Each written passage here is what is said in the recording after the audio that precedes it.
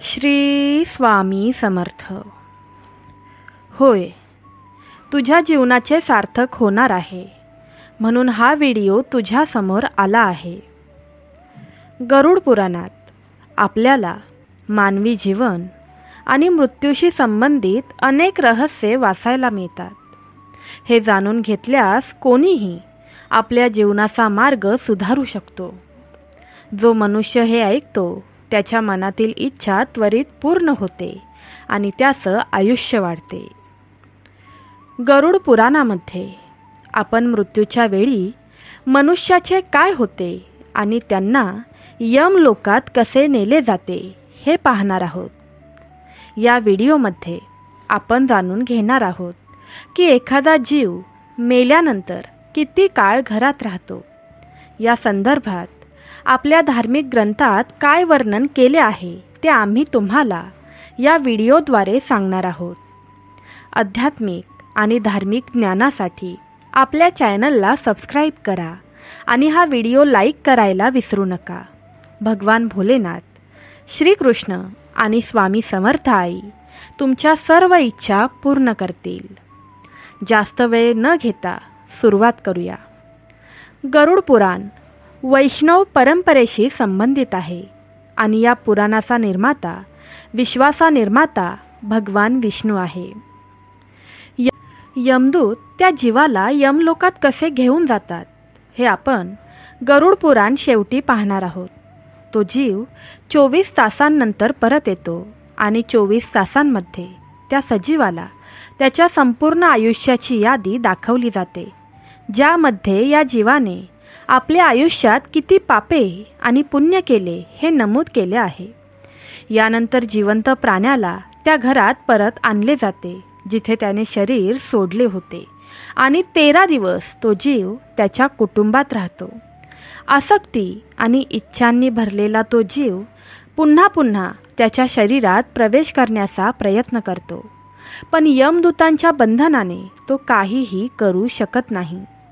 त्याच्या निधनाने त्याचे कुटुंबीय, नातेवाईक आणि मित्र शोक करताना दिसतात. तो त्यांना गप्प करण्याचा प्रयत्न करतो, परंतु कोणालाही त्याच्या उपस्थितीची जाणीव होत नाही. तेव्हा त्याला समोर त्याचा मृतदेह दिसतो आणि तो भूक आणि तहानेने रडू लागतो. यासोबतच गरुड पुराणातही असा उल्लेख आहे की मनुष्य पुण्यकर्म करत असला तरी त्याच्या पुण्यांची संख्या त्याने केलेल्या पापांपेक्षा कमी असते. म्हणजेच मानवी पुण्यापेक्षा पाप अधिक आहे. यावर उपाय म्हणून त्यांच्या मृत्यूनंतर देहदान करणे आवश्यक आहे. 10 दिवसांसाठी सजीवांना मुलाचे शरीर भेट म्हणून दिले जाते. शरीरदान केले नाही तर जीव अनंत काळ भटकतो आणि हजारो वर्षे दुःख भोगून तो पुढचा जन्म घेतो. शरीर 4 भागात विभागलेले आहे. मृत्यू व्यक्तीच्या शरीराचे 2 भाग बनतात.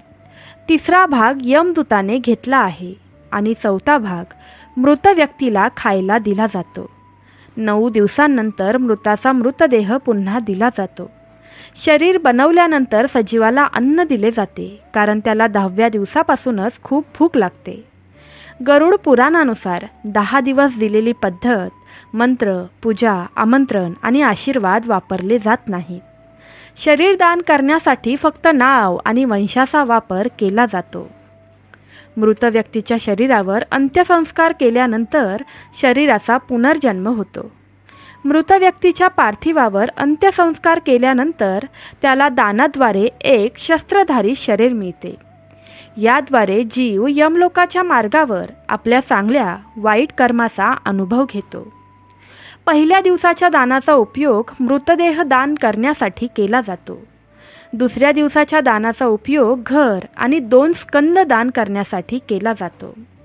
3ऱ्या दिवसाचे दान हृदयदान करण्यासाठी वापरले जाते आणि 4थ्या दिवसाच्या दानाचा उपयोग पृष्ठभागाचे दान करण्यासाठी केला जातो. 5व्या दिवसाचे दान वापरले जात नाही. शरीरदान करण्यासाठी फक्त नाव आणि वंशाचा वापर केला जातो.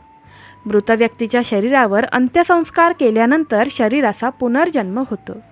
मृत व्यक्तीच्या पार्थिवावर अंत्यसंस्कार केल्यानंतर त्याला दानाद्वारे एक शस्त्रधारी शरीर मिळते. याद्वारे जीव यमलोकाच्या मार्गावर आपल्या चांगल्या वाईट कर्माचा अनुभव घेतो.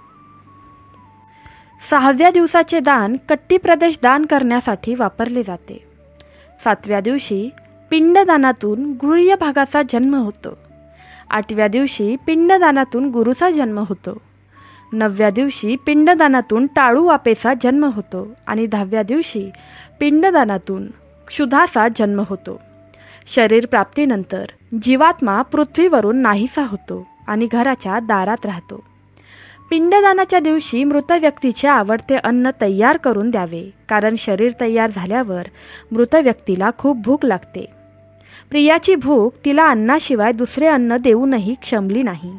प्रेत खाण्यापिण्याच्या दिवशी अन्न खातो. मृत स्त्री पुरुषांसाठी प्रेत शब्दाचा जप करावा.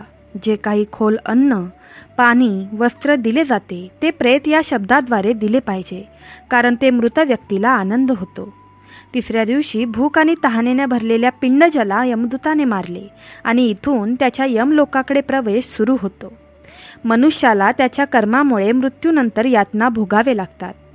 माणूस जितका पापी असेल तितका त्याचा शेवटचा मार्ग कठीण होईल आणि जितके जास्त कष्ट, दृढ निश्चय आणि देवावर त्याचे प्रेम असेल तितका त्याचा स्वर्गाचा प्रवास अधिक साधा आणि आनंदी होईल. त्यामुळे आपल्या कर्माचे फळ कायमस्वरूपी टिकत नाही, तर मृत्यूनंतरही जाणवते. हे आपण लक्षात ठेवले पाहिजे. हा गरुड पुराणाचा भाग आहे. तुम्हाला मृत्यूची लक्षणे आणि वेदना माहीत आहेत का? आणि मृत्यूनंतर आत्मा कुठे जातो? गरुड पुराणात असे सांगितले आहे की मानवाला त्यांच्या पाप आणि पुण्यानुसार यज्ञ दिले जातात.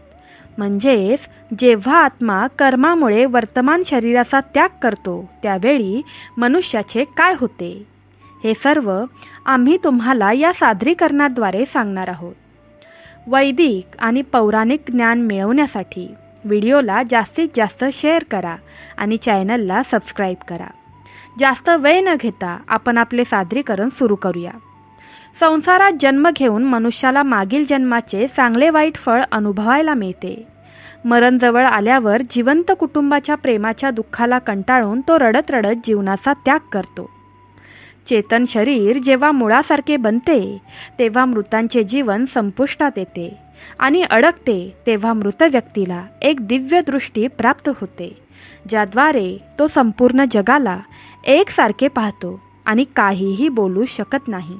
या कारणामुळे जवळ आलेल्या यमदूतांच्या भीतीने वायू इत्यादी आपल्या ठिकाणाहून हलतात.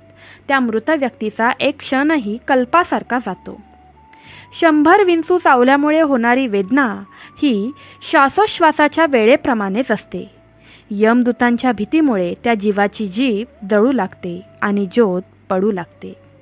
पापी माणसाचा जीव कंठातून बाहेर पडतो आणि पुण्यवानांचा जीव मुखातून बाहेर पडतो. जीव बाहेर आला की जीवांना यमदूत मिळतात. क्रोधामुळे लाल डोळे असलेले, भयंकर चेहरा, तोंड आणि दात असलेले यमदूत, नग्न शरीर असलेले यमदूत दात घासतात.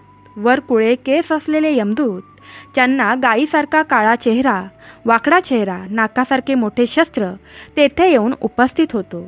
या यमदूतांना पाहून जीव घाबरून जाऊ लागतो. वर फेकताना जीव शरीरातून बाहेर येतो आणि मृत शरीराचा अंगठा धरतो आणि तो आपल्या घराकडे वासनेने पाहतो.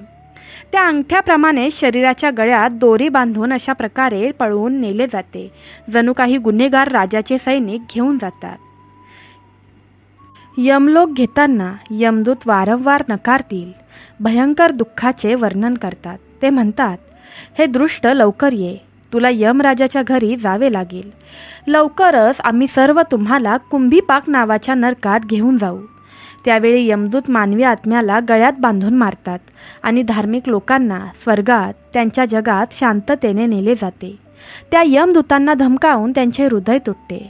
भीतीने थरथर कापत असताना आणि आपल्या पापांचे स्मरण करून यमलोकातील कुत्र्यांपासून जीव तोडला जातो. वाटेत जेव्हा त्याला भूक आणि तहान लागते तेव्हा त्याला उन्हाच्या झळा आणि वाऱ्याच्या गतीने उन्हाच्या कडाक्याच्या वाळूत चालायला लावले जाते. त्याला सावली आणि विश्रांतीशिवाय वाटेवर चालता येत नाही. मग यमदूत त्या जीवाला मारून यमलोकात ओढतात अशा खडतर वाटेवर तो चालताना थकतो, बेहोश होतो आणि मग उठतो. अशा रीतीने सजीवाला गडद यमलोकात नेले जाते. यमदूत त्याला नरक यातना दाखवतात. जेव्हा तो यमलोकात पोहोचतो तेव्हा त्याला जिवंत यमराज दिसतात आणि नरक यातना पाहून यमराजाच्या आज्ञेने तो पुन्हा मानवी जगात येतो. तर प्रेमळ स्वामी भक्तांनो, आजचा व्हिडिओ इथेच संपला आहे. आजच्या व्हिडिओतून तुम्हाला काहीतरी शिकायला भेटले असेल अशी मी आशा करते. तुम्ही जर स्वामी समर्थ आईचे भक्त असाल तर कमेंट बॉक्समध्ये श्री स्वामी समर्थ माऊलींचा जयघोष करायला विसरू नका. तसंच आपण जर चॅनलवर नवीन असाल तर आपल्या या भक्तिमय चॅनलला सबस्क्राईब करा. सर्वांनी तुमची काळजी घ्या. श्री स्वामी समर्थ. जय जय स्वामी समर्थ.